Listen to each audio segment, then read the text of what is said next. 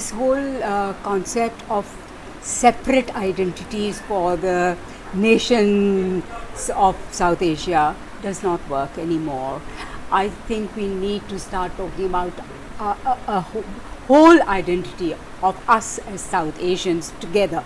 And I think this is the way we can actually move forward and find our space in the world as a community of South Asians, rather than just us being Pakistanis or Bangladeshis or Sri Lankans or Indians. So I think that is why it is very important for us to talk about our identity as South Asians, and it is a very holistic way of looking at the whole issue. And it also, for me, it's important because I think it is the enmities that these nations have built up over the years.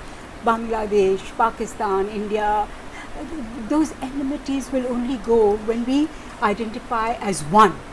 So I think that is so important. And also I think that our culture, I mean, we may speak different languages, but within our boundaries or borders also we speak different languages. We know how many languages India has, we know how many languages Pakistan has, and dialects and things. So it's not about languages as such, because but it's about a similarity in our cultures, a similarity in our history, a similarity in our histories, in our literature also, and the values that we hold as South Asians. I think we need to celebrate that.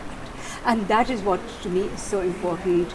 As a performer, for instance, I may want to perform in Urdu, but I can also perform in English, and I can also perform across these language boundaries, through dance, through drama, and be understood. Because the way we shake our head or the way we use our body, I always feel that there is a similarity between all of us. So that's why I think the South Asian identity is so important, and it's time that, and also this the enmity, of course, I mentioned, the nuclearization, the militarization of these nations that has happened, and the decrease of our standing armies will only happen when we think of ourselves as one.